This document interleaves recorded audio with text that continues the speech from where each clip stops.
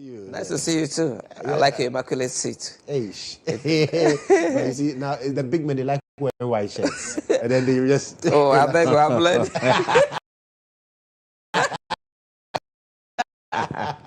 Well, we're there with Richard Suma, who is Deputy General Secretary of the United Party, the UP. Yeah. So they are the new kids on the block. Certainly so. Certainly so. We are the new face of Ghana's politics. Okay. Because, politics, we need to have varieties and options for the people to choose from. Right. So if we are going to stick to only two major parties as an emerging country like Ghana, it might not be good for us. Right. So the options are available, and UP, we present ourselves as the party of choice that Ghanaians can believe in us and give us the mandate to govern. And how are people receiving the party so far? Oh. After you formally announced No, your name? sincerely, so far so good, because you see, everybody who follows us knows that we are very objective. If you listen to all our communicators across, we are very objective-minded people. We don't follow people, we follow issues. So a lot of Ghanaians are beginning to associate themselves with us, believing that we are providing the middle ground between the two. So on that score, I think they are very much welcoming. And we believe that going to 2026 to 2027, they should be able to believe in us much more better than they do now. Right. Yes. And you hope that in 2028, you definitely get the mandate of the people? Oh, of course, because after JM, Some people have said that, well, what we are seeing, you'd go back to your mother party. No. That one, there is nothing like going back to anything called mother party. There is nothing of that sort. But if you take JM off the scene, who else better represents affability, integrity, honesty, and the caliber of person that Alan Chermate presents, assuming we present him to Ghanaians. Because now he's not our flag bearer. Right. He's the founder of the party. The chances could be that we will retain him and make him the flag bearer, or chances could be that we'll change. But for the likes of me, if you ask me, I believe that if you look at the affability of JM, whoever fits best to replace him is Honorable Alan Kodjo Chermate. And Matthias, the UP as a party, does it shake the foundations of the NDC? Not at all. Not at all. Rather, we view and sincerely hope that the new UP party can gain some grounds and actually chip away. We see them more as an amalgamation of recalcitrant and then these, let me say, unhappy individuals that also at one point in time disagree with the unprecedented level of corruption, despondency, and the misrule of the Akufo-Addo regime, and they eventually flipped off to form a wing. So I, from my perspective, will see them as a more credible or a credible opposition. But I can bet you my last penny, I'm not sure the UP will have the strength to be able to win an election in Ghana in our lifetime. I don't see it happening. And so the stronger they get, then the much more stronger the NDC gets, because the larger group of where they come from, the MPP, they will begin to see that they are not people who are fit to even participate in our governance space. So we'll be able to accommodate the new UP more to provide a credible opposition while the NDC safeguard the forward march of Ghana's development. And on this note, I want to commend His Excellency the President John Mahama, because of his credible, honest, and forthright leadership. The community of West African states, ECOWAS heads of states, unanimously have approved him to assume the presidency of the African Union when it's the 10th of Ghana next year. And for me, it is just a sign that the good works he's doing at home is being seen not only within the continental Africa, but even on the world stage. Right. And because when we went to the United Nations General Assembly, his speech virtually was seen more like the rest of African leaders were not needed there at all, because he spoke for everybody. And for me, he's a once-in-a-generation leader after Kwame Nkrumah and Jerry Rawlings, and we want to say we are very happy to have him at this time. Yeah, so the UP, they are welcome, but they are not a threat of any kind whatsoever. Okay. Yeah. Well, let's get into the conversations for the morning, and let me start with you, Richard, because last week we saw that the issue surrounding the Office of the Special Prosecutor And we saw the majority leader and his chief whip, Mahama Yariga, and then Nelson Dafiamekbo. They indicated that indeed they were going to present a motion to repeal the act that established the Office of the Special Prosecutor, because they believe that the office, one, was an illegally constituted office in the first place, and two, has not lived up to its mandate. But then President Mahama intervened and said, listen, the office must stay. So that particular motion that you have in mind needs to be withdrawn. And now the minority in Parliament says, with all of this happening, then we need to call for the head of the majority leader and his chief whip over this same matter. Your thoughts? Well, first of all, let me say good morning to yourself, to my good brother here, to all Ghanaians, and to all the entire leadership of the United Party. There is something that is happening tomorrow called the African Summit. You know, you even mentioned the conversation we're supposed to have today to talk about Mahama's statement on the need for Africa to trade among ourselves and all these things. And we are organizing what we call the African Summit tomorrow at Kempinski. It's free for all. So I'll take this opportunity to invite GHOne. If they will be there. It's funded by the African Union, but Alan Kodjo is the one champion in it, as how best African can bridge the gaps and be able to have one block and be able to trade more among ourselves. So on the note of the OSP, all of us, or for me and the United Party, we've always stood against the Office of the Special Prosecutor. Because you see, we know that, yes, the act that establishes it gave the OSP prosecutorial powers, gave it the power to arrest, gave the Special Prosecutor, I think, other powers that has been bestowed on them. But if you look at, since it was established by the erstwhile administration, championed by Nana Akufo-Addo, yes, the Constitution vests prosecutorial power in the Office of the Attorney General. But that notwithstanding, the President, based on the executive governance system that we run, still has the prerogative to set up any office that he deems fit, that he can use it as a medium to combat corruption. Right. And if you look at the attempt by the NPP government to hoodwink the Ghanaians into believing that they really meant well to fight corruption, because they campaign on the promise of also fighting corruption to its limit. So Akufo-Addo then established the Office of the Special Prosecutor. The bill went to Parliament. Some traveled to Singapore, some traveled to South Africa, some traveled to Canada. Because you see, Canada has the Office of the Special Prosecutor, South Africa has it, Singapore has it, Malaysia has it. But they are so independent that they don't derive prosecutorial powers from the Office of the Attorney General. But in our case, you must prosecute on behalf of the Attorney General. So the Attorney General has given them a fiat. And it is that fiat that they stand on to prosecute. Therefore, whatever they do, the Office of the Attorney General still supersedes the Office of the Special Prosecutor. So now, ever since the Office of the Special Prosecutor was established, Martin Amidu, the revered lawyer Martin Amidu, was appointed to head it initially. But then he said there were some debilitating effects from the presidency. There were some underlying factors that were, at least, hampering his work. Therefore, he came to even tell her that the one who instituted the office himself is the mother semper of all corruption. And then he turned around to resign. Because that should tell you that that office was just to hoodwink us into believing that that office was really meant to fight corruption. But in a nutshell, it was just a scheme to make us believe that it meant well. Now, let's put that aside. Martin resigned. Then, in an attempt to bring somebody to replace Martin, then they brought in a friend of Gabi Oshidako and Ken Ofuriatta, who is Kisi Ajabin. Well, it's a public knowledge that he's a friend of Gabi and he's a friend of Ken. So as he was brought, we all expected the office to deliver on its core mandate. Right. But you and I seated here today, we cannot measure specifically, not in qualitative terms, but in quantitative terms, to understand how much the Office of the Special Prosecutor has been able to recoup for us as we speak.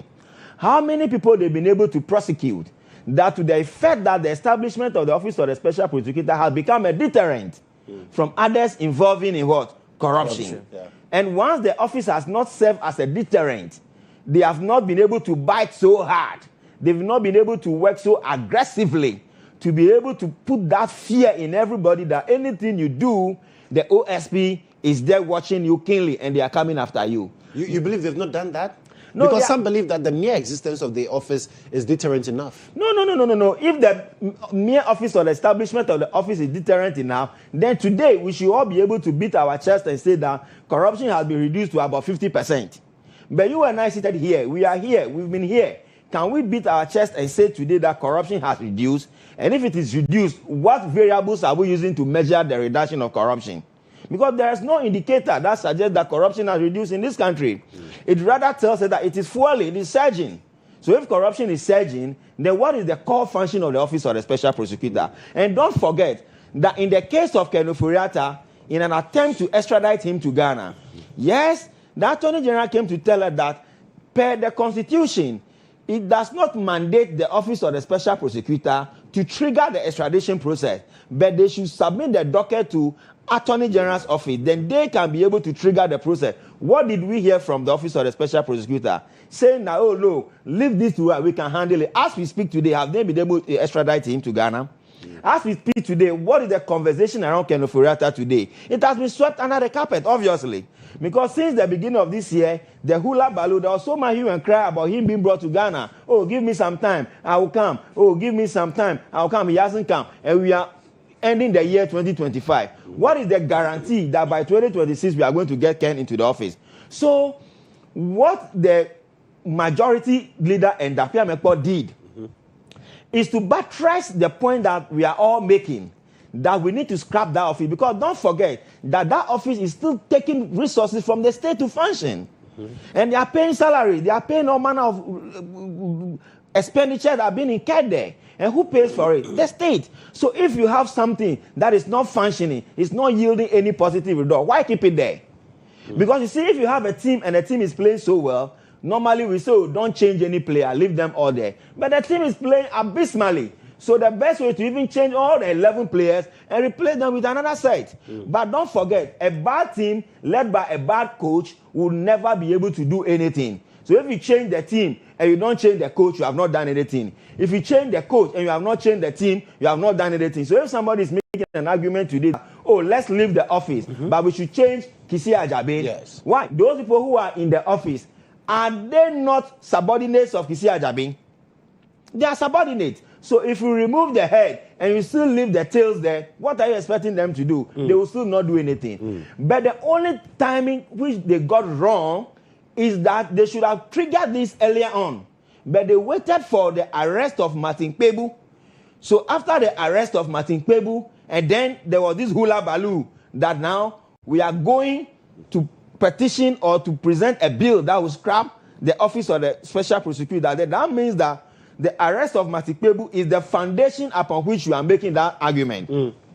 That is the only timing they got wrong. Right. And I sincerely believe that the timing was absolutely wrong. But then the idea to scrap the office for you is apt. No, it's apt because I have never supported that office, because I am of the view that, look, we have a country like Ghana and we have the National Investigative Bureau, okay? And National Investigative Bureau is an establishment of the Constitution. It's a core arm of the government that investigates issues internally and externally. So why can't we equip the office of the National Investigative Bureau? Why can't we resource it enough? Why can't we expand it enough? Give it more investigative journalists. Give it more legal brains. Give it more people who, when any issue of corruption is alleged against me, the core institution that should be primus inter pares in the investigative should be the National Investigative Bureau. When they do the investigation, because you see, most of the time, we don't shred or we don't infuse politics into the National Investigative Bureau. We have been in this country over the years. Even when they are appointing the head of National Investigative Bureau, there is no politics surrounding it.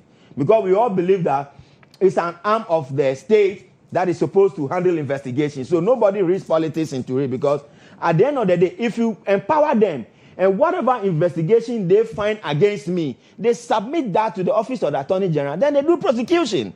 So in that call, we've been able to make sure that we are strengthening the National Investigative Bureau. But in this country called Ghana, when was the last time you heard about the core function of the National Investigative Bureau? Hardly would you hear them. But I'm of the view that the way we have FBI, then we have CIA, we have all the other investigative arms in the state. But when it comes to technical investigative activity, it is called solely handled by what? FBI. So why can't we do so? So the only challenge I have again is that if the president should not speak that they should revoke that bill that they are submitting, what would Ghanaians be saying? What would NPP be saying today? NPP would have said, because initially when they were removing the Justice Tokonu, NPP said, oh, even though someone wrote a petition to the presidency, the president is the one behind the removal of Justice Tokonu. We were here. When the issue about people writing petition for the removal of EC and her deputies, people have already started to make this comment that, oh, the president is behind those petitions. So if I were the president, I would have done the same. I would have called my majority leader and the Dapia Mekpo to order, because look, they all contested on the ticket of NDC. And NDC has executive power. So if they have executive power, then that means that the president who is up there has some subsidiary jurisdiction over his members of parliament.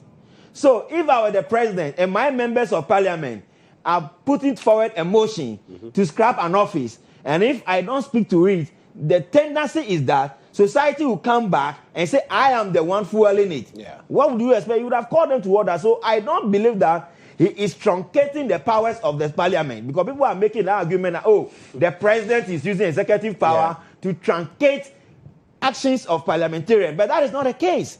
He is only trying to put them in order. Because if he doesn't do so, who gets the ultimate blame? The ultimate blame goes to what? The executive, who is the president. That is why I fully support the president calling them to order. He hasn't said don't do it. He said it is premature. Premature is ambiguous. What is premature? It is early days yet. But that doesn't mean that in perpetuity the office should be there. It could be that allow next 2 years, trigger the process. But as we speak today, it is premature. So I don't have any problem with the president. I don't have any problem with the removal of the OSP. I don't have any problem with the scrapping of the office in its entirety, so that we strengthen the National Investigative Bureau and then the office of the Attorney General. So we can consolidate all the other auxiliary agencies, Shiraj, Iyoko, and all those things, and give them that prosecutorial power and make one person become a Caesar, so that when that Caesar is there, then his powers are absolutely independent from that of the Attorney General. Then that one we can make a headway. But the last point, right. Corruption, if you want to fight corruption, the burden of proof must not be on the accuser, but must be on the accused. In China, the burden of proof is on the accused, not the accuser. If the state is telling me, Richie, that I'm living an ostentatious lifestyle and I should justify how I made my money, it is incumbent upon me to prove to the state how I got my money. Not on the state should tell me that how I got the money was illegal. The moment you put the burden of proof on the state, that is why up to now we've not been able to find solution to Cecilia Dapa's case, because the burden of proof is on the state to prove that Cecilia Dapa gotten money is ill worth. But if the burden of proof was supposed to be on the accused, not the accuser, by now that woman would have been in hot water, because it would be incumbent upon her to prove beyond all doubt that the money, I got it and it is mine. Well, Matthias. Yes. My brother took the whole time to lecture us about the OSP. So I just have, because he largely agree with the many things he has said. Right. Clearly, the establishment of the office of the OSP, for me, I see it in the same light like under Kufuor's rule, where they set up the fast-track high court. Yeah. It was basically a vehicle intended to persecute former NDC officials that they do not agree with, or they want to prove to the world that, of course, Akufo-Addo is the champion of corruption, anti-corruption drive in Ghana. So the establishment in itself, and in order to more or less like spite the NDC, they choose a recalcitrant individual within the NDC's fold, the venerable Martin Amidu at the time. Unknown to Akufo-Addo that Martin Amidu is immune to more or less like intimidation and influences. Yeah. He has a mind of his own, have full ownership of his conviction. So he's not somebody you can put in office and tell who he can investigate and who he couldn't. Yeah. So suddenly, Akufo-Addo found himself in hot waters when Martin Amidu was not only just creditably more or less like investigating past NDC officials, but his administration officials that virtually on daily basis we have a cascading effect of one corruption scandal and another that were unfolding at the time.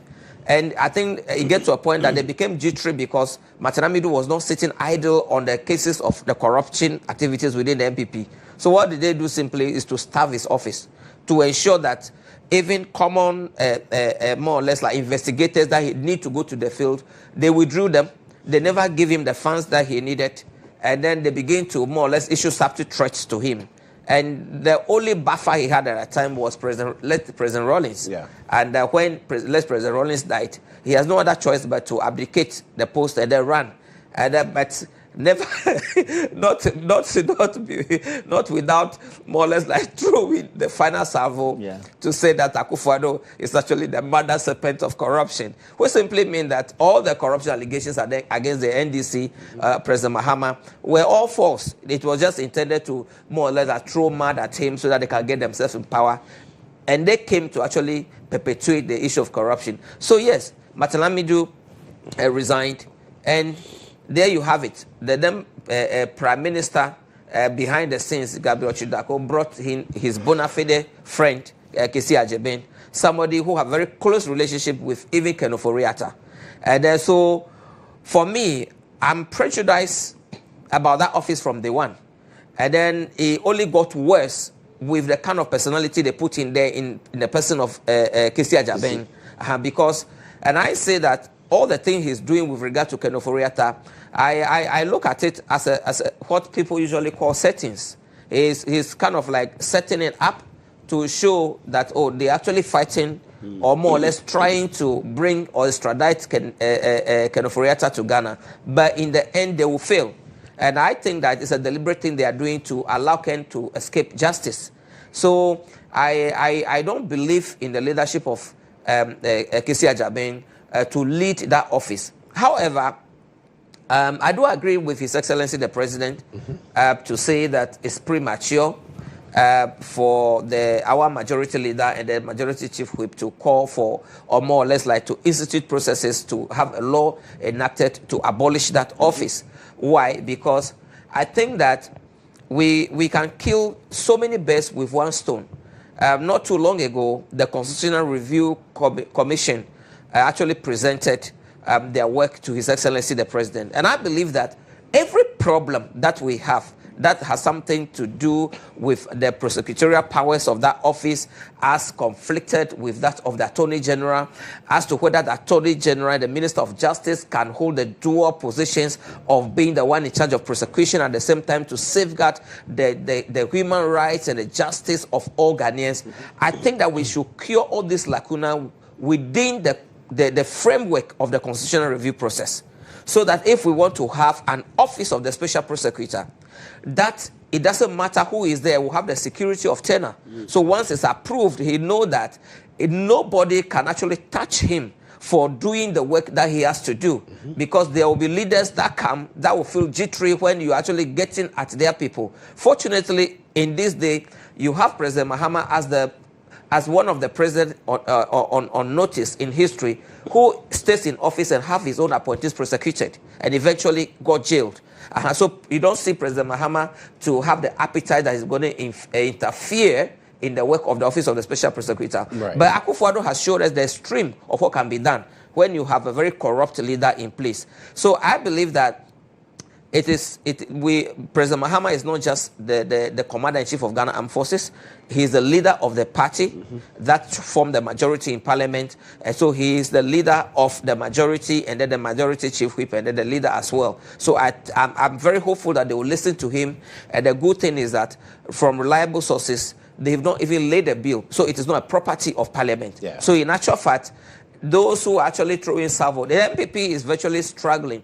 They've waited for a whole 11 months to cite one corruption scandal under NDC, actually to take home as Christmas bonus.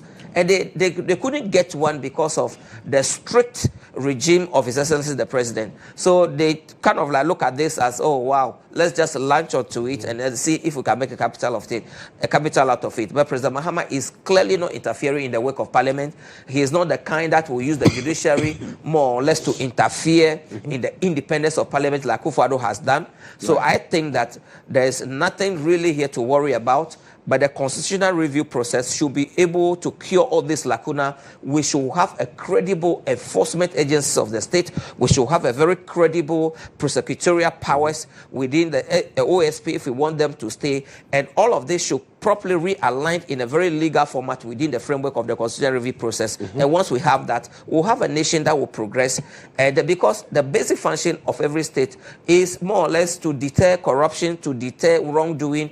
So if we don't have very strong offices like that of the OSP or the Attorney General one that have the independence to prosecute, then you have people that will come to office and they believe that they have the license to misbehave and go, and nothing happens to them like the MPP have done. And I think that we should move forward on this matter. And so where do you stand that Kissi should go? Because as for Richard, he says you cannot change the coach and leave the players. Yeah. So if you're changing if the call is to change the coach, then let's change including the players. Do you also think at this point Kissi should go? There should be no arbitrary process. If it comes to light that Kissi, per the rules and engagements of his work, he has gone contrary to them, and there are processes to trigger to get him out, then let's trigger that. But there should not be any arbitrary process. I don't like him. I don't want him, because I believe that the people he's associated with, the people who put him in that office, they are the same people that he is trying in vain to bring back to this country. And I believe, that is my personal perspective, that it is all settings. He's doing all these things to show that he's working, but he's not doing that. So while the Attorney General find other means to get Ofori-Atta back to Ghana, at least Kissi Agyebeng should be busy prosecuting many other corruption cases within Ghana. He should show us reason to hold the fort for him, to give him the benefits of the doubt that, whilst he's failing to prosecute his own people, I mean, the Akufo-Addo, the former regime officials, at least other corruption cases is doing that. But like my brother said, we've not been able to hear that, since he took office, he's been able to retrieve this amount of stolen cash for Ghana. See, Ghanaian people want development. Ghanaian people want good roads that President Mahama is doing. Ghanaian president want big new hospitals to be built. They want all our health institution, educational system to revamp. But one thing the Ghanaian people will be grateful for, they are crazy to see ORA work and work to its logical conclusion. And ORA cannot work if the last of Kissi Agyebeng are just throwing shades around and are not doing what they are supposed to do. And that is why continuously I want to invite all the civil society organizations, the media houses, to continue to put pressure on this government, that we want to see those who stole the 740 billion Akufo-Addo borrowed in 8 years, that we cannot see what they use it for. We want to see where all these monies have gone. It's not about just, we are happy that Ghana's credibility, international image is being restored because one or two individuals who sit in this country to engage in fraud, whether it be romance, scam and other things. Yes, we are showing promise that we are curing that. But there are past regime officials that have committed treason, not only in environmental terrorism, but they have looted the purse, borrowed so much that the next 2 generations will come to deal with. And we can't just allow them to go. That will become a license for a certain group of people to believe that once they get themselves to office, they can misbehave, misrule, abuse their office, and then walk away. No, we want to see justice. ORA must work. Okay. And Kissi Agyebeng should get to work. Okay. If he cannot prosecute his own, his friend's uncle, Ofori-Atta, if he cannot bring him in, actually there's a lot more cases. He should show us promise so we can give him the benefit of the doubt. Okay. We want ORA to work. Okay. Well, we've also been joined in the studio this morning by a law lecturer at the UPSA. He's also a member of the MPP's legal directorate, Ishaq Ibrahim. Ishaq, welcome. Thank you. Good morning to you. Yeah, good morning. And good morning to your viewers. Absolutely. And thanks for having me. Absolutely. So, yes. we were just talking about the OSP. Yes. The Office of the Special Prosecutor. Okay. And the calls that have come. Yes. President Mahama says that office must stay. Okay. And so the moves by the majority leader and his chief whip to initiate legal processes to basically get rid of the act that established the office. President says halt, but the minority is not happy about that. They say they are calling basically for the head of the majority leader and the chief whip because of what they believe is interference from the presidency in the work of parliament. You mean the minority is not happy about what? The minority is calling for the head of Mama Yarga Okay. and Dafia Mekpo as well, because they said we were going to champion this cause. Now, because of presidential directive, you are abandoning the cause. Okay. Thank you very much. I hardly agree with President John Mahama because he has made a lot of terrible mistakes. And I believe they conned their way into government. They gave a lot of promises that my friend is shouting very loudly here, of which we know they cannot fulfill. Unfortunately, on this instance, I have to agree with him that the call for the abolishment of the Special Prosecutor Office is premature. I've already said it elsewhere, and a lot of people have said it.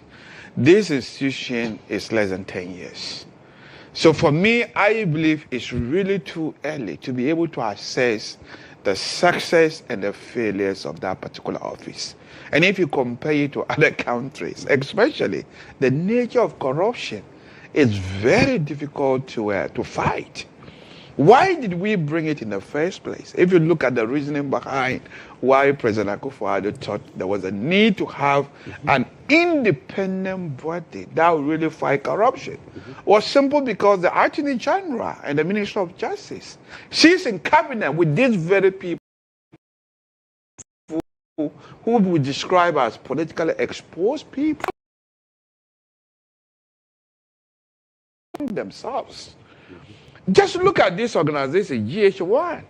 If you were asked to prosecute any member of this GHOne, where you work together, occasionally you go to naming ceremony together, occasionally you go to funerals together, you have developed a relationship of affinity. And you were asked to prosecute one of them. It depends on if you clear them, what would the public say? Right. If you clear them the next day, they see you. And as is often said, justice doesn't have to be done. It has to be seen to be done. It was for this reason that we thought that at least an independent person who is an outsider, given this particular role, would have a communicative effect to the public that the government is really ready to fight corruption. And we are not only fighting corruption, we have an independent person seem to be doing that.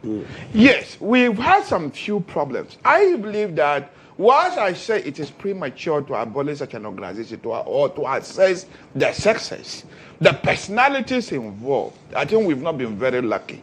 The first person, the person of Martin Hamidu, I believe he wasn't successful, not because he was prevented, even though he claimed he was prevented. Yes. Look at the act itself. You are giving powers almost like the police powers are given to you, as well as that mandate to fight corruption. You were given the necessary tools. And if from the onset you realize that, especially an experienced person such as a former Attorney General, if from the onset you realize that you were going to be prevented, if I were in his position, I would resign. You don't wait till so much time has elapsed. And in the person of Kese Ajebe, I mean, I don't like his style of doing things. He seemed to have taken the American style, even to the extreme. We have inherited the common law system from Britain. Usually, let the results show, even though the act allows him to brief the public, he seemed to be briefing more than he's working. Look at the Cecilia issue. He miscalled deadlines. And that means that the confiscation order he wanted to had to be dismissed.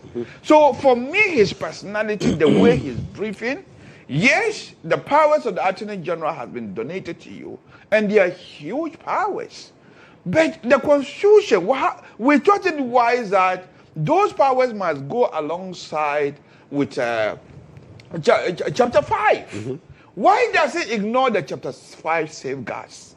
And for me, the final blow that made me to think that he needed to go was the unlawful arrest of Martin Cable. For me, what Martin Cable had said, that he was corrupt at best, was a tortious act. So if it is a defamation, you pursue your side. Why was there a need to arrest him? Because they claim he abused an officer at the premises of the OSP. Well, these are because it has nothing. His arrest Yes. had nothing to do with why he was invited, Okay. which was So it was the substantive officer matter. that Exactly. is the claim. Yes, that's the claim. Yes, but even though he has refused the claim and said he was rather verbally assaulted by him. Yes. So if he had abused his power, so I understand what you've said that the ASP is claiming. But what for me, his personality, the way he's going about doing things, he is the very person who needs to go, not the office itself. So the call by President Muhammad that we should, the call by others that we should abolish the office, and the President Muhammad statement that it is premature, I agree with it. For me, what I want them to do is to amend the constitution, and I'm glad there is a committee looking to a whole lot of amendment of different parts of the constitution. We should amend it such that we make it a constitutional body instead of being a statutory body.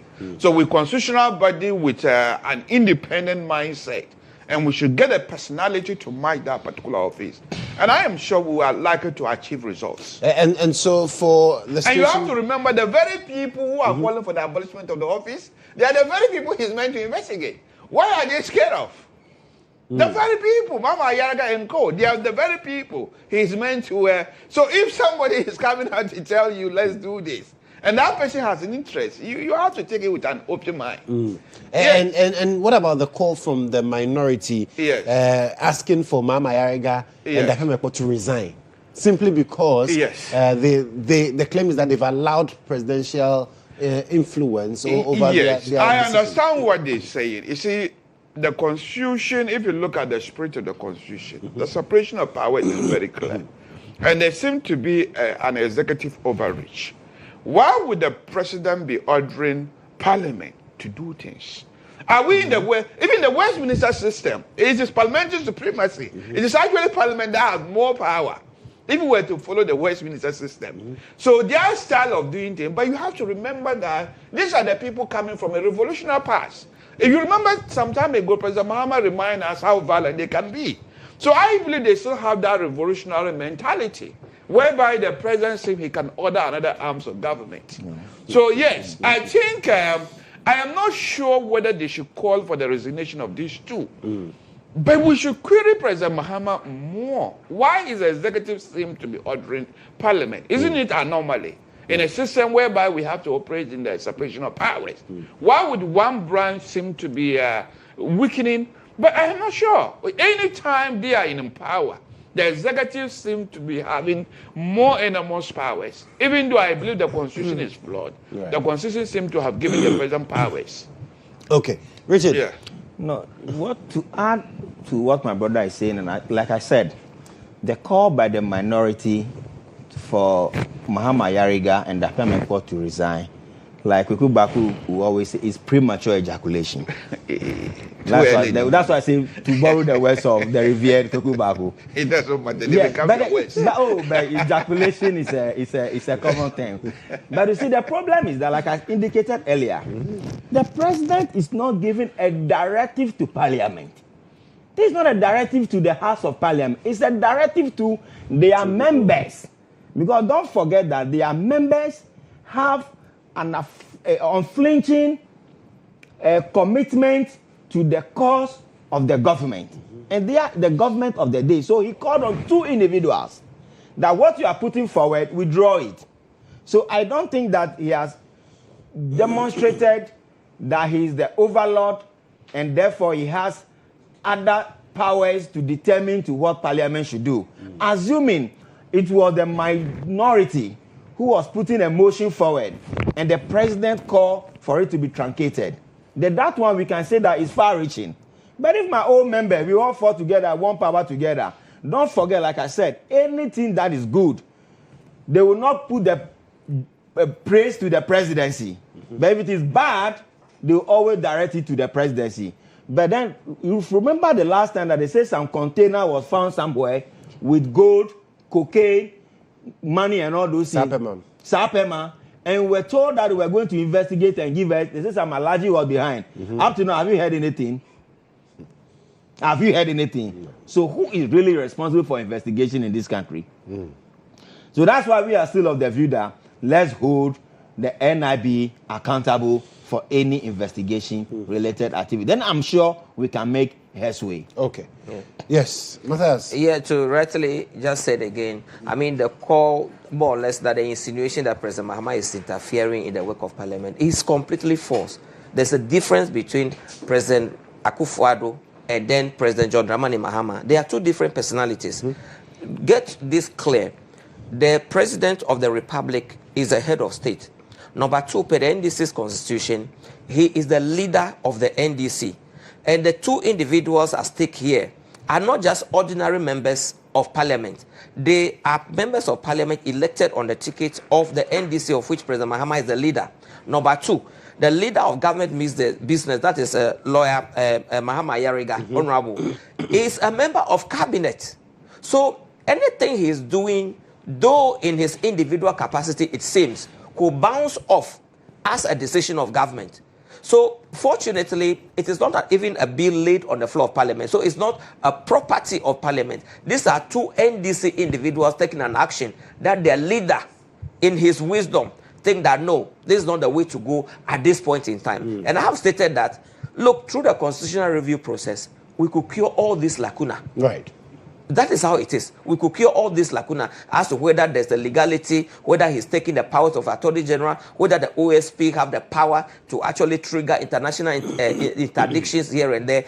All are issues that we can cure within the constitutional review process. And I believe that by the time President Mahama went down in his leadership, transformational leadership of this country, we will go back to referendum to approve the review constitution. Right. And if we want to have that office as a country, we will have it.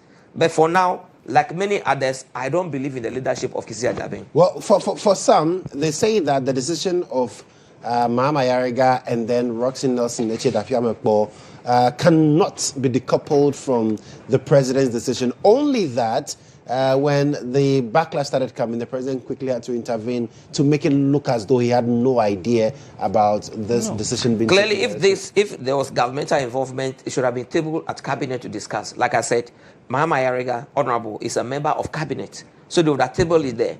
But clearly, they were not even bringing this in the name of government. They were coming in the name of private members' bill. Yeah. So it is their individual convictions that they are putting flesh to. And the leader of their party in parliament, our party in parliament, that is the president of the day, said that no, it may be an individual adventure, but eventually we can't decouple it, I mean, from the NDC or the government of the day because of the huge position of responsibility you occupy as not just the majority leader, but the majority chief whip. So leave it. There are many other ways that we can cure all these things, and I believe that the constitutional review process is one. Well, Ishak says he agrees with President Mahama because the office must stay, even if you have problems with the leadership. That's fair. You can deal with the leadership, but the office must definitely My stay. challenge with my senior brother is that 8 years, if 8 years, we can use 8 years to measure the success of a government or the failure of a government. Why can't we use the same 8 years to measure the failure and the success of the office of the special prosecutor? A question for the gods. We'll get the answer to that right after this break. We'll be right back. Stay with us.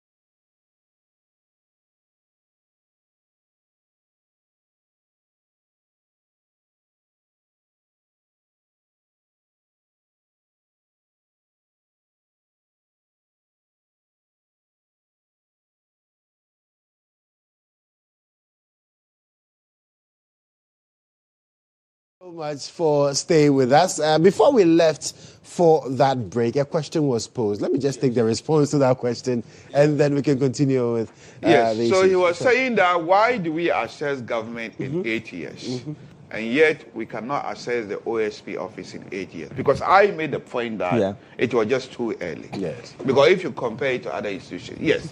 So government usually come with agenda. In your case, you said you have what we call it social contract. So you come up with your manifesto, and you already tell us that in 8 years this is what we are going to do. So it is very fair to be able to assess it because you have already presented yourself. In their case, they celebrated low-hanging fruit within 90 days and said they have achieved so much. I hear grandiose statements like what they have achieved within 1 year is more than what MPP have achieved in the 8 years. So obviously, you yourself said we can even assess you. So that side, you cannot even complain to them. But the OSP, look at the nature of corruption. We just say corruption is very, very difficult. The whole office of the Attorney General, we deem it that they have not been able to do it. Yeah. Because the corruption index tells us that Ghana was very corrupt. And it is not just during Akufo-Addo time.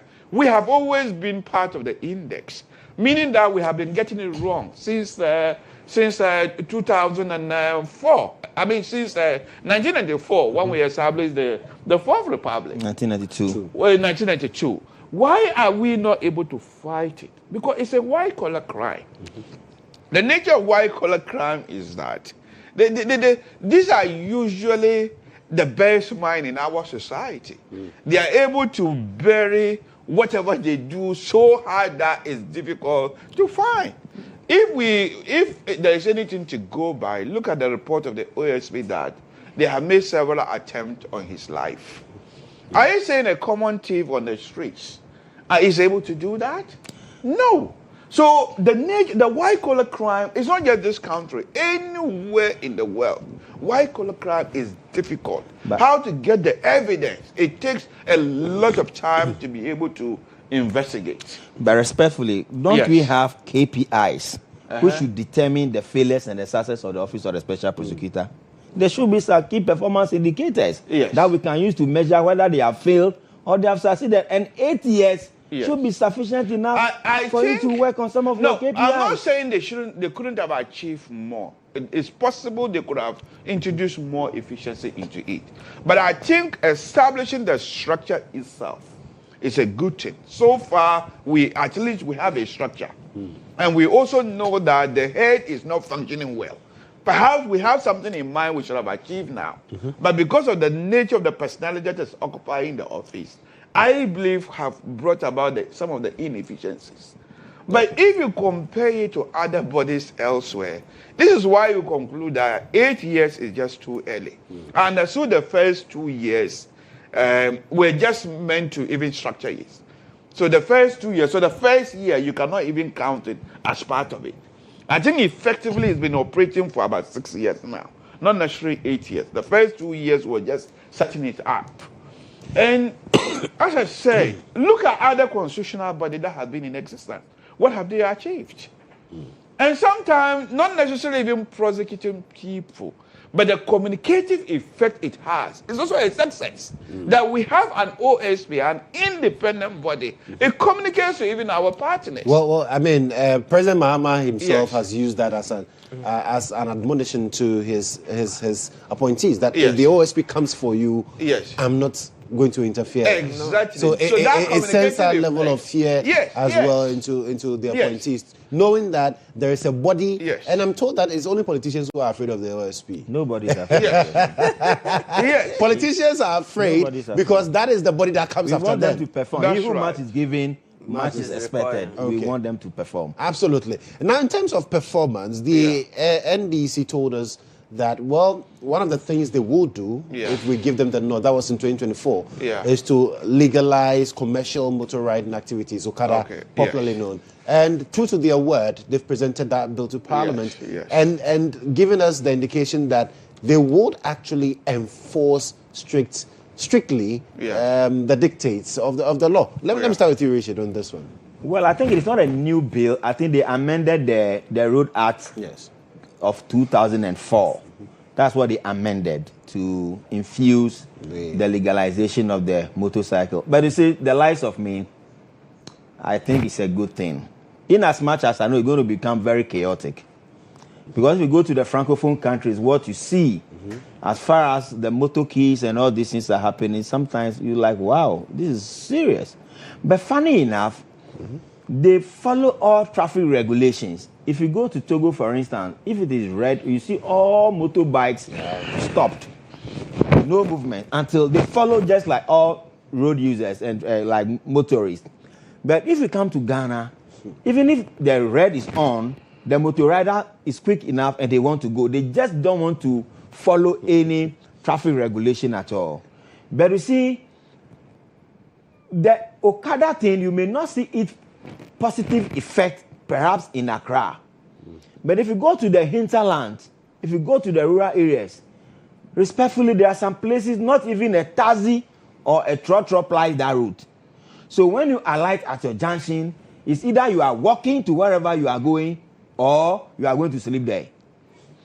But good enough, with the advent of these motor riders, no matter where you get to, you can have, it's an intermodal transportation system. So I bought a vehicle, I alight at the junction. I've not reached my destination. So what do I follow to get to my destination? So it's intermodal. So they play a major role, okay? And we all use it. There are sometimes you are trying hard to beat traffic or to beat time. Yeah. For instance, the likes of me, I need to be candid this morning. My vehicle broke down yesterday. I couldn't finish it. This morning, I attempted to pick that. Where I'm coming from is quite far.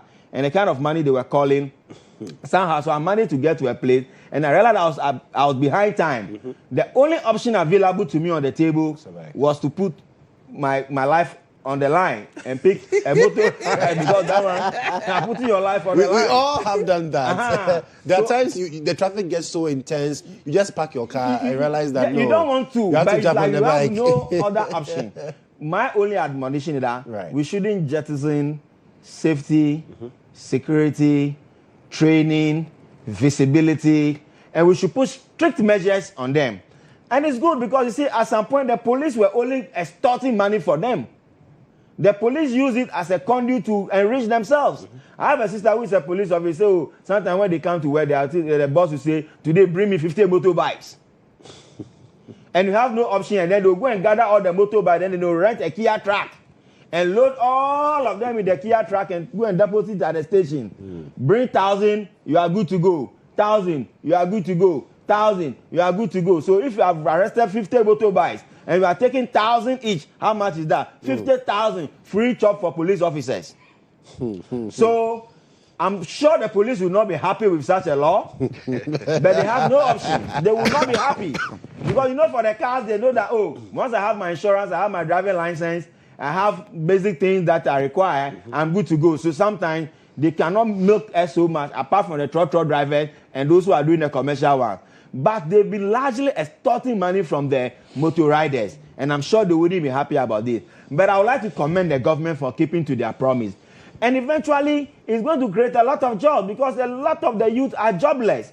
And I can bet my last penny that if not for the advent of this motorcycle business, a lot more youth cannot even buy pure water to drink.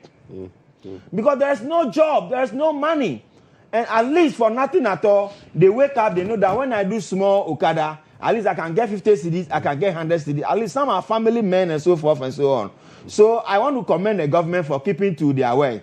But that is one leg of the conversation. The other leg of the conversation is the safety of the passengers and the riders. And they must also make sure that every motor rider has a reflector, especially those who ride in the night. And they must make sure that every motor rider goes through what we call defensive riding skills. So they shouldn't just leave it open that we have allowed you to ride, therefore ride. The way they are strict on with the road user, the drivers, they should still be strict on the riders too as well. So they must make sure that the compliance too must be very, very, very key. Because you see, we are becoming a stubborn academic country where anybody does what pleases him or her. And we are all not obeying the rules and regulations. So I am pleading with the government that before you license anybody, create a school for them. Create a place for them that before you become an official licensed motor rider, go to this school for at least a period of 1 month and have the certificate and have the license that beside you giving license from DVLA, go to this school. So that at the end of the day, we know that at least, especially those in Accra, you've gone through further training. Then we can guarantee our safety. And again, those who will be sitting on their motors, we must also be educated. Don't sit on the bike and allow the rider to do whatever pleases him. You must also be cautious of your life. Right. That's why we have co-pilot. So you are the one sitting behind the rider, but don't forget you have become a co-rider. Because when there's an accident, it's not only the rider who is going to pay the price. You are also involved. Okay. So I commend the government and we look forward for this motor thing. And there should be a caveat. There should be some limit to it too. If there is no limit, by the time you realize we have about 1 million motorbikes in this country, and that motorbikes we are bringing, they are all coming from China. So what can we do as a country to make sure that the motor, even if it's a tanker industry, that we can empower them to what we call it?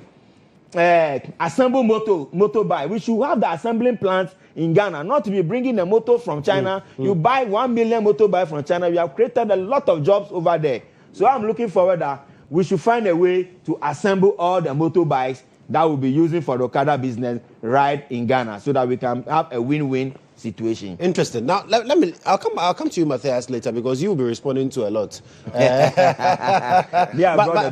let me come to you, Ishak, because when I have had a stint in the northern region, the upper east and upper west regions, and when you compare how they ride there to what happens here in Accra, what happens here is a total disaster. Okay. Because I remember driving in Wa, and then at the traffic light, the motorbikes were there. I'm like, won't you people go? And they were still, they never moved to Lechen Green. But not here in Accra. No. Okay. I was driving my daughter yesterday, and then she saw a motor and said, Daddy, look at the motor rider, terrible person. I'm like, yes. So, and they are dressing to is it a matter of a legal matter? Is it people that need to be conscientized? Is it training? This new bill, we are told, or the amendment, seeks to cure all of these and make sure that it's properly regulated. Okay. Your thoughts? Thank you very much.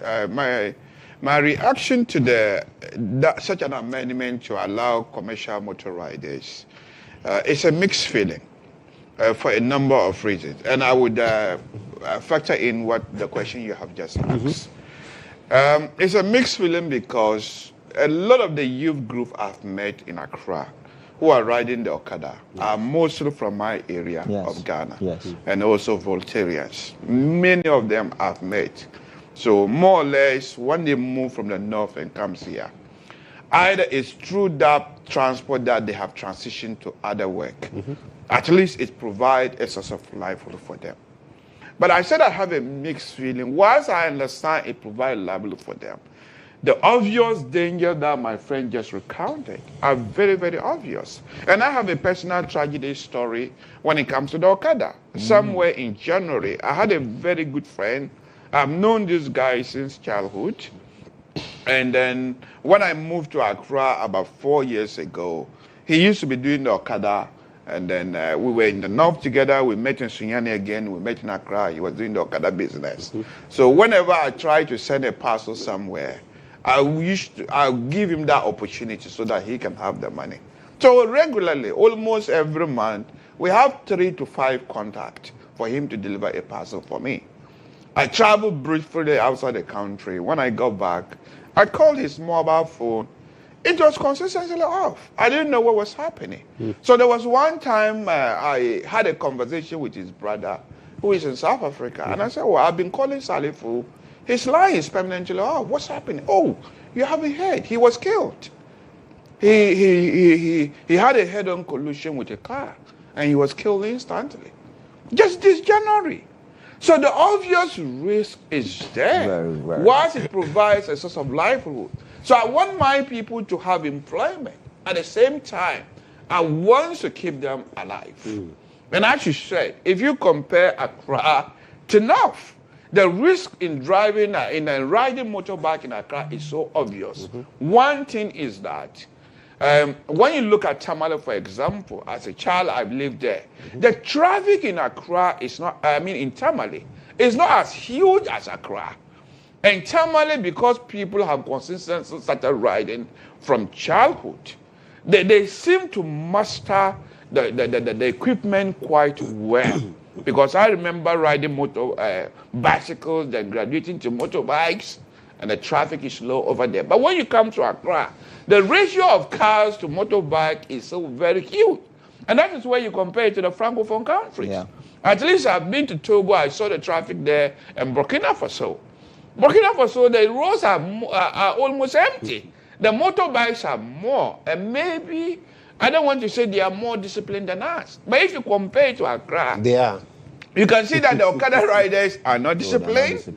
The use of helmet is not there at Most all. of them too are on drugs. Occasionally, you see police arresting people for not having helmet. You say this is a good thing. And sometimes you see the police themselves riding, and they themselves are not wearing helmet. So And they this themselves have been using is a Okadas. mix. But then, ultimately, this government have not implemented the law very well. Having knowledge of these particular deficiencies that we have just spoken, one would have thought that they would have taken the safety route first. Perhaps he said about the training. Do we have even the existing training for motorbike people? Maybe that is where a proper government would have probably been looking at. And I have experience of motorbike. If you do go to Holland, as well as London, for example, the road system allow bicycle and motorbike lane. Yeah. We don't have such a system here. And over there, it's not even commercialized. So we are not even commercializing it. And when we know the riders we have so far are terrible, they need training, and we don't have the road infrastructure to support it. So is this really a good policy? As I said, it provides jobs, but the risk is there. This is why we are talking about government that always go for the low-hanging fruit. It's easy to amend law and say take the risk and make money. What happened to their so-called 24 hours economy? That was meant to provide 3-shift system. If such opportunity were created as a promise, many people will not take the Okada as an option. They will perhaps, because they know the risk. I've spoken to some of them. They know the risk, but they will tell you they do not have alternative. It's either they sit home and die of hunger, or they risk on the road and make money, and they may not die. If somebody presented with this argument, it's hard to continue to argue with them.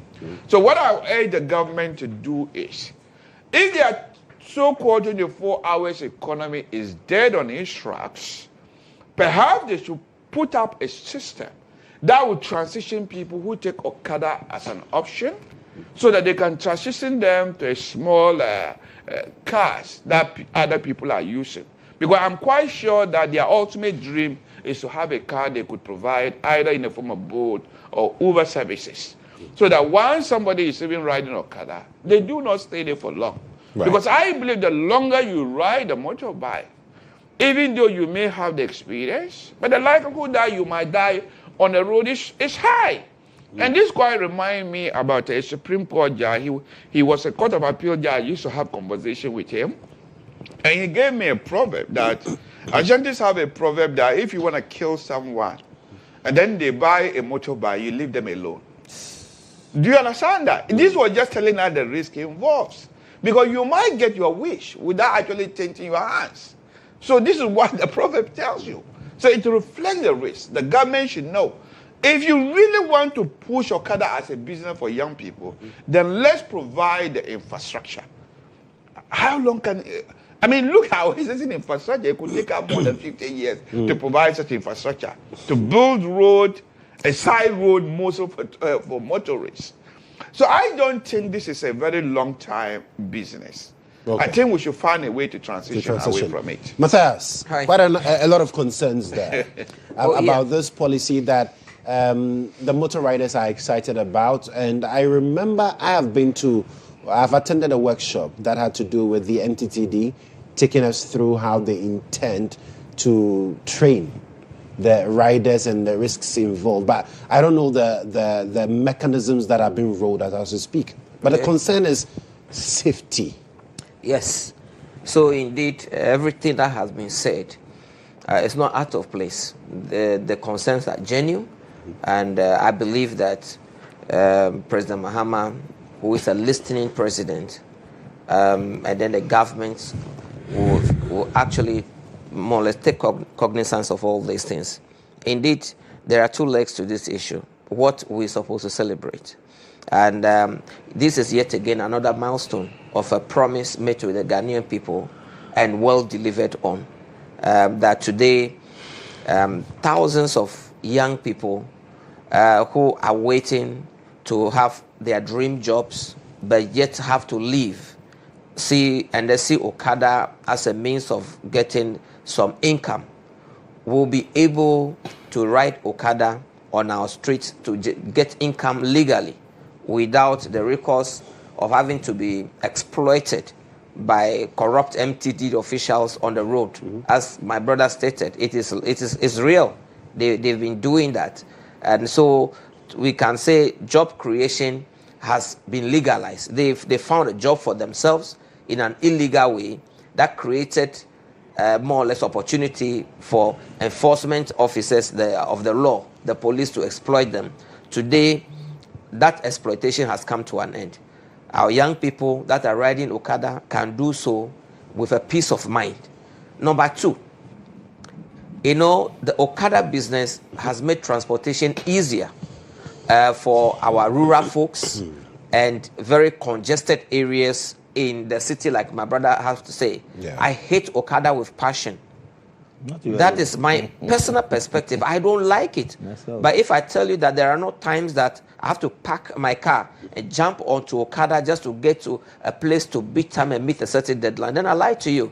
I do it. So it is a welcome news that we have lived through with this promise by actually legalizing Okada.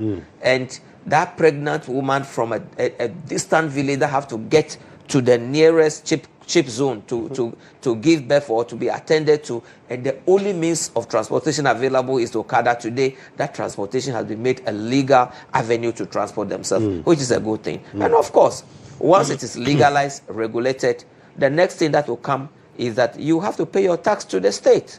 So government will be able to generate revenue because once you are once they have formalized this as a trade, then it certainly means that whether to the local authorities or to the central government, there will be means through which these people will pay tax to the state. So there are so many good things achieved by just one act of legalizing Okada. The other thing, though, the success of this hinges on two key things: a robust enforcement regime, Absolutely. and a comprehensive set of safety measures that to safeguard not only the Okada rider himself, the passengers he take, and other road users.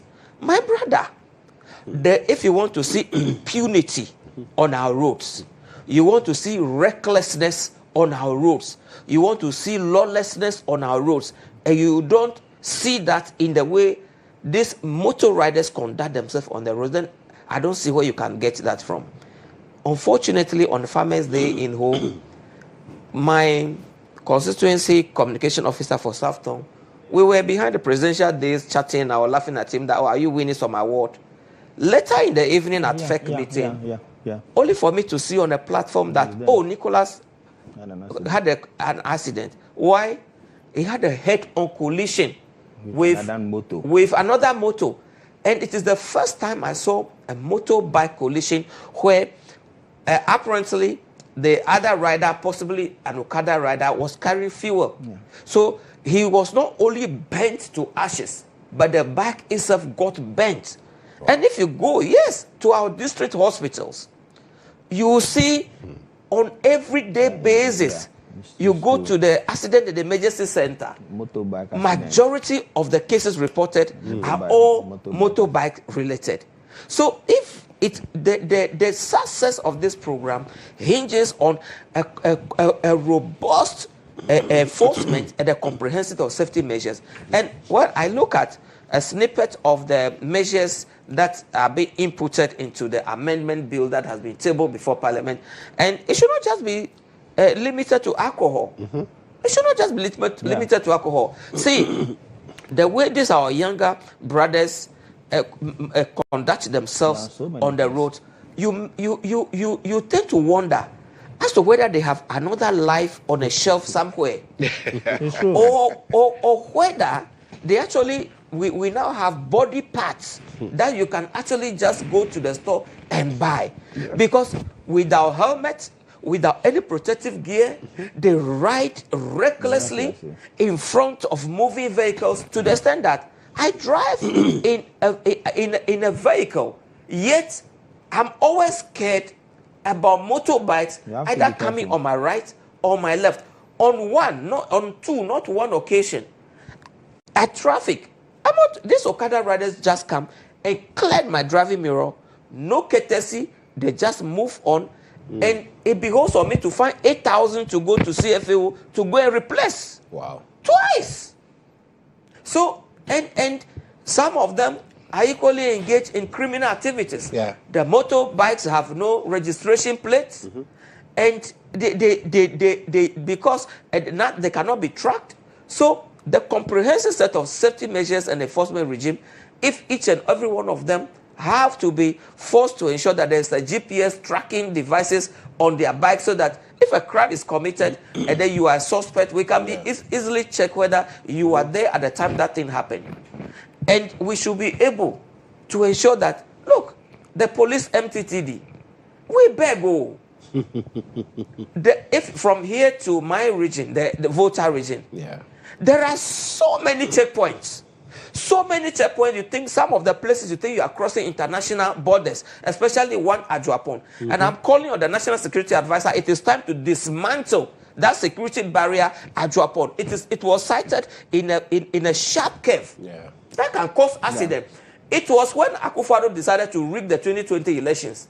And one of the measures they wanted to do was to suppress votes in the voter region. Then they tried to instigate and create this secessionist movement, transvoter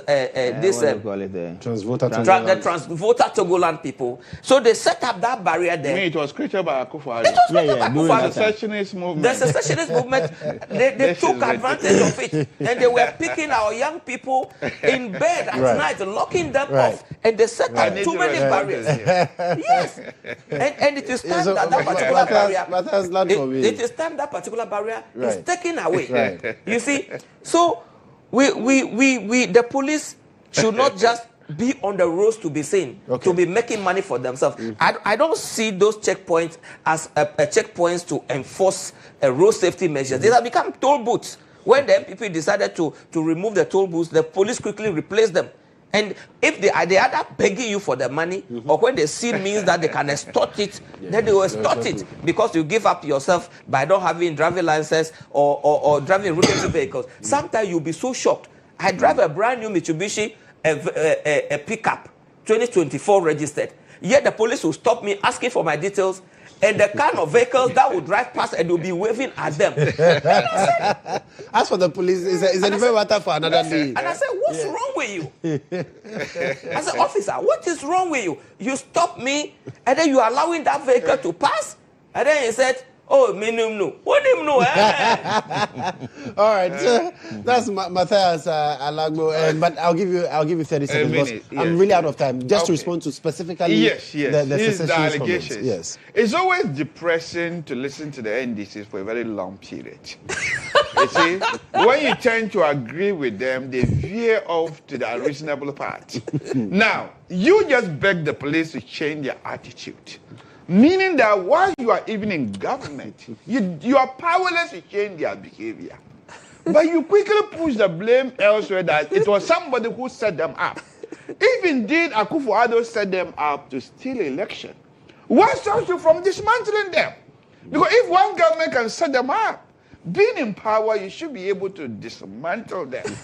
And to say that secessionist movement were either established or encouraged by the MPP too is very, very unfortunate. These were the secessionist people who were arrested and detained by the MPP government for even expressing it. How could one reasonable blame Akufo-Addo government for secessionist movement when it is the very people who went and nipped the problem in the bud? I think you should look for another person to blame if you run out of blame. And I will urge you to quit campaigning. It's time to govern. Ghanaians simply want you to govern, not continue campaigning. You will campaign to 2028 and be a complete failure. Well, gentlemen, thank you so much for coming. Ishaq Ibrahim is a law lecturer and also a member of the NPP's legal team. Richard Suma is Deputy General Secretary of the United Party, the UP. And of course, Matthias Alagbo, he is Volta Regional Youth Organizer for the NDC. He's also head of communications at BOST. He's a big man at BOST. I'll be going to his office one of these days. We'll be right back.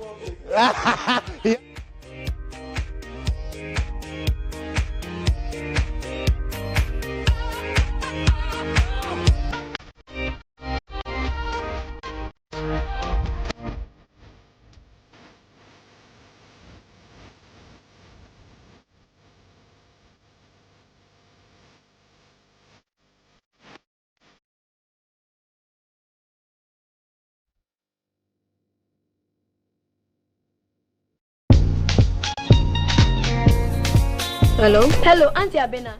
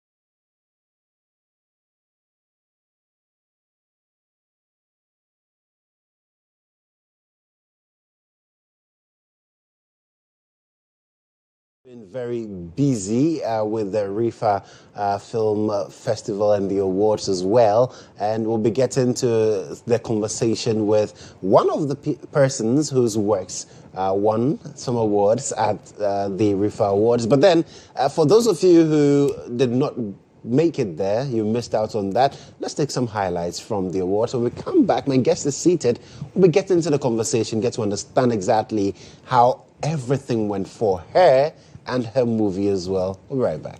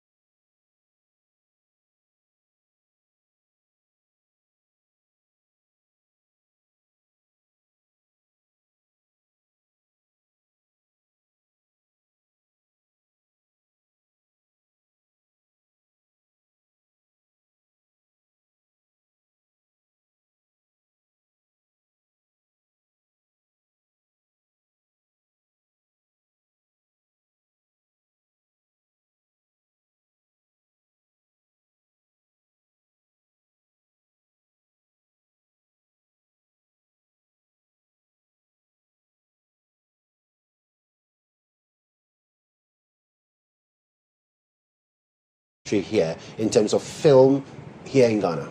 Well, I've been in and out for 20 years. 20? Yeah. Wow. But the film industry, oh man, the film industry is one of the most free and creative industries, weirdly enough, because it doesn't subscribe so much to like what it should do as other places.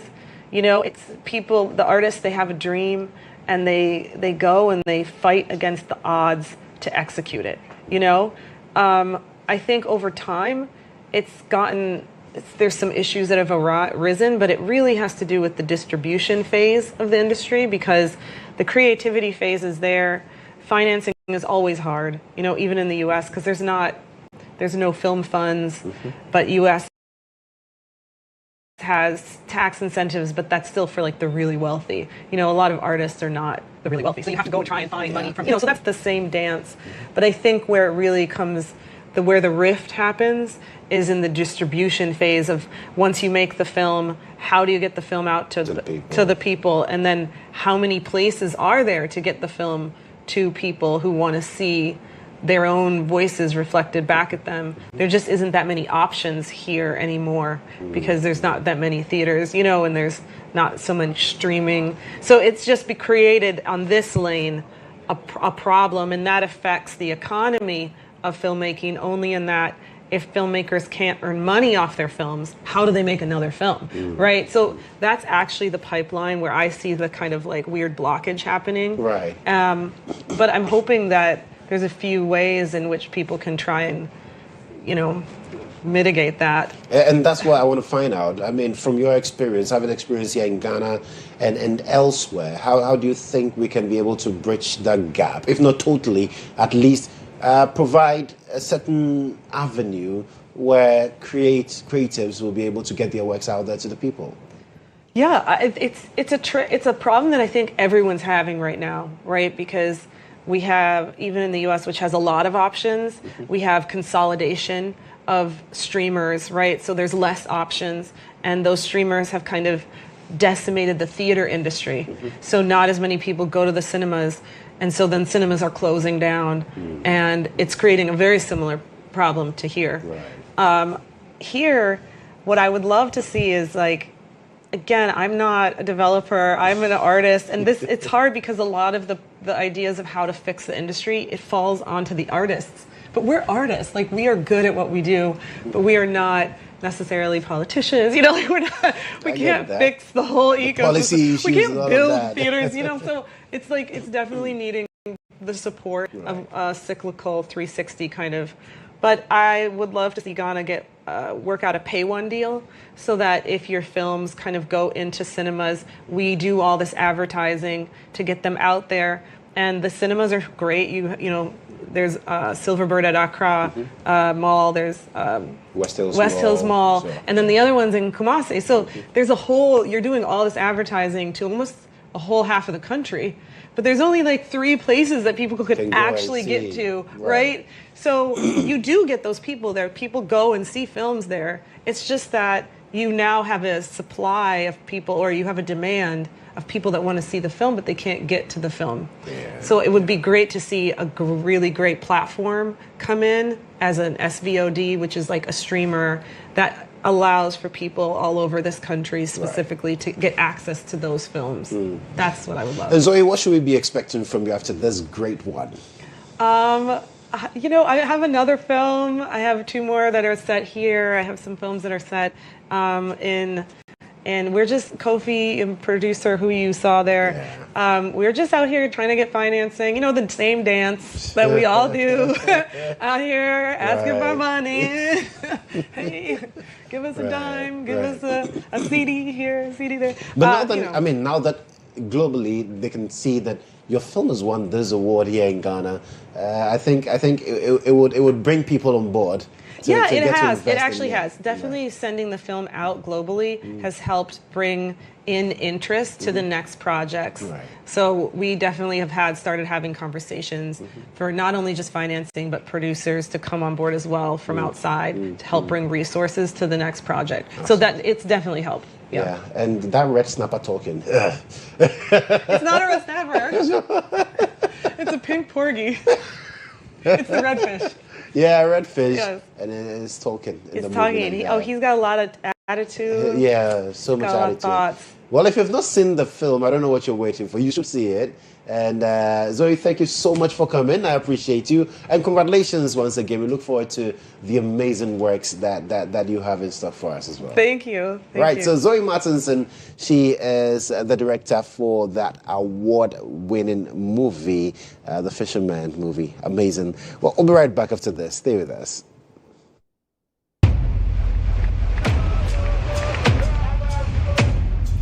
What does this day bring, Ata? Sun all day. Actually, my app says it's going to rain at noon. Sun. Rain. Sun! Rain. Listen, I am going to buy my own boat. Who is with me? Give me my fish. Hey, you, down here in the bucket. Do you see another old man looking at me? Stop talking and go back to being a fish. Come and take me. I will. If I jump out of this bucket, I will slap you with my fin. Slap, slap, slap. You have to stroke it, then poke it. You want to join? Yes. Do I get a whip? No. You just talk. I'm sorry. Is that not like cool enough for you? He would like to apply for a loan. We can only consider a 3-year payback plan. You think I will die in 3 years? No. Oh, she paused. Papa. That fish is very rare. How much? Priceless. I need a message first. The message is, eat me. We are screwed. Trust me, gambling is like swimming. It's in my DNA. Where is school? I miss his Jesus fish. One thing about being Olu is we always value the ones we love. Wow. So, one trip to Accra, and the man has become a poet. Shut up.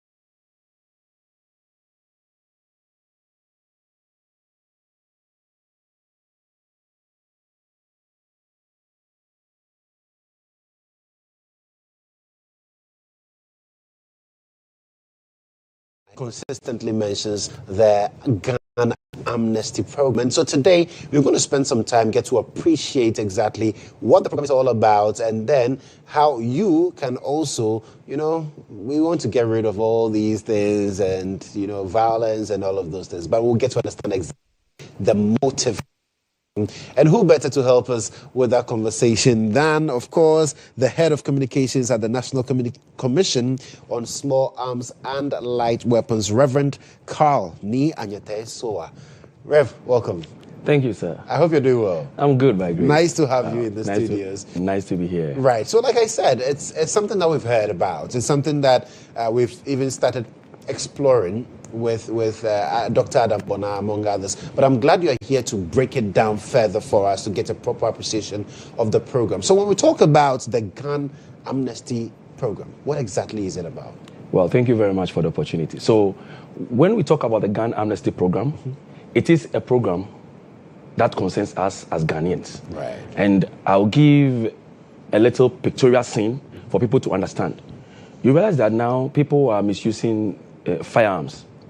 Just recently in Garu, we saw people in their office working, and assailants just opened fire at them. We saw what happened in Biyiri, when people who have lived together because of land conflicts and the introduction of firearms, now the contention escalated to the point that some of the children became orphans. I was watching on TV when late at night, some mothers were with their children and they were fleeing Ghana.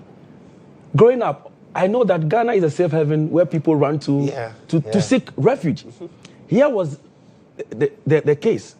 where people, Ghanaians, were running to become refugees in other countries, all because of firearms. And we've seen the devastating effect. That is why the Honorable Minister for the Interior declared the gun amnesty. So the gun amnesty is to allow Ghanaians who possess or own illicit firearms to surrender them. So that we can get these firearms off the system or out of the system. Because firearms actually creates a lot of danger to you. You may think that, I'm acquiring this firearm to protect myself. Yeah. But I always say that, supposing that an armed robber just attacks you, the firearm you are using is illicit. You may successfully protect yourself. But once a firearm is shot, the police will actually come in to investigate. And that is where you'll be found wanting. The question will be, you've done well, you protected yourself. But which firearm did you use? Now, you profile the firearm. Is it licensed? No. Then you'll be found wanting. If you look at the laws that govern the use of arms or the arms space, the Arms and Ammunition Act 1972, it says that the very first section says that all firearms must be registered. Right. So if you have a firearm and it is not registered, it is illicit. And by punishment, it's a first-degree felony. You could go up to a minimum of 10 years or more. In jail? Even life imprisonment. Wow. So the gun amnesty is the best Christmas gift. Like a colleague of mine would say, it's the best Christmas gift the country is giving to you. That look, for all the years you've been having that firearm, that illicit firearm, we've pardoned you. Just bring it. We will not question you as to how you got it. We will not question you as to what you were using it for. Just surrender it.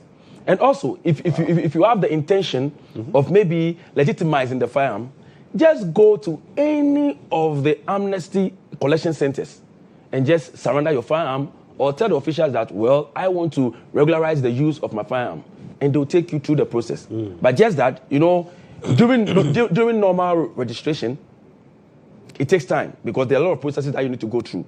So when you go and then you give your firearm to the amnesty officials and you indicate that you want to regularize it, then it will be done after the amnesty. Because right now at this season we are very busy with the amnesty. With the focus is the surrender. But if you want to legitimize, you can still go to the center. Because it is better for us to know who owns what. Right. And it's quite interesting that we are at this point, especially looking at how it's been misused today. This one shoots that one, and we cannot even tell whether or not these weapons are. So it's strictly for those who have unlicensed firearms.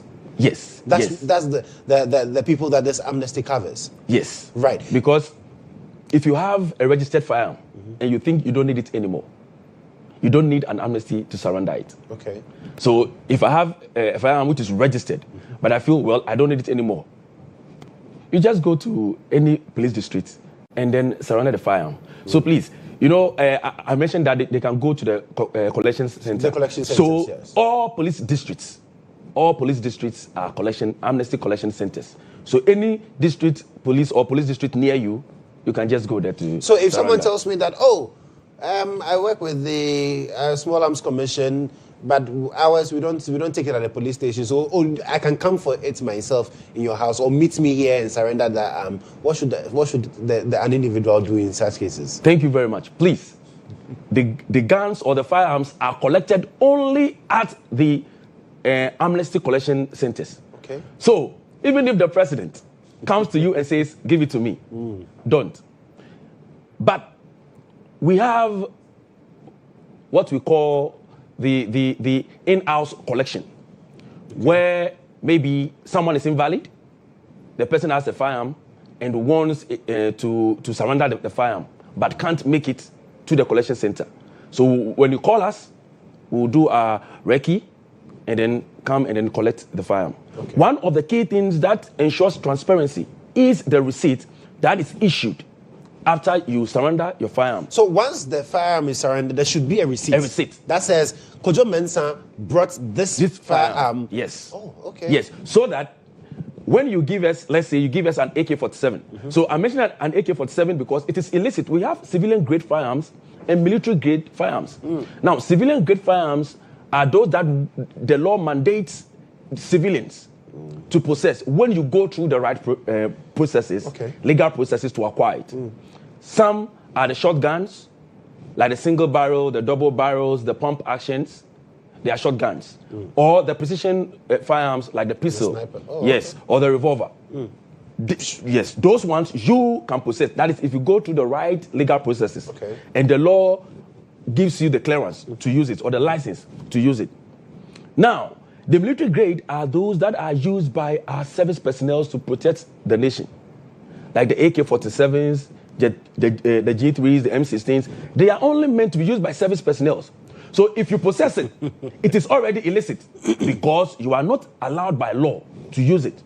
But this amnesty says it doesn't matter if you are having a military grade firearm, you bring it. No. And if I bring it, you won't arrest me. No. You won't question me. You won't ask me why I got my gun. No. You won't be looking at me with some eye. No. And let people follow me when I'm going home. No.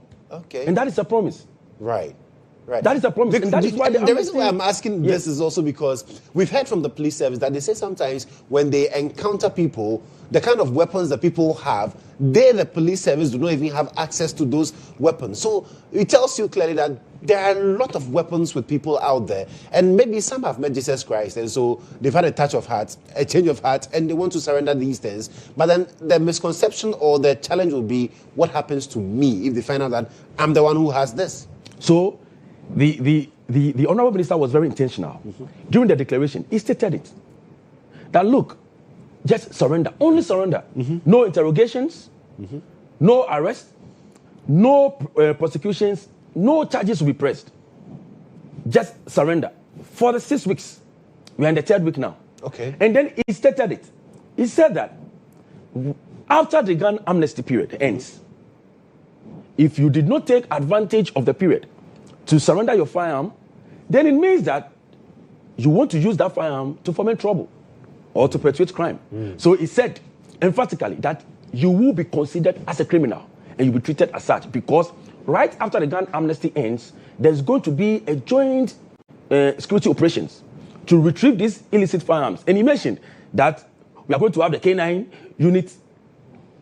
They'll be unleashed. We are going to have swoops, snaps, and periodic checks. The hotspots have been mapped already.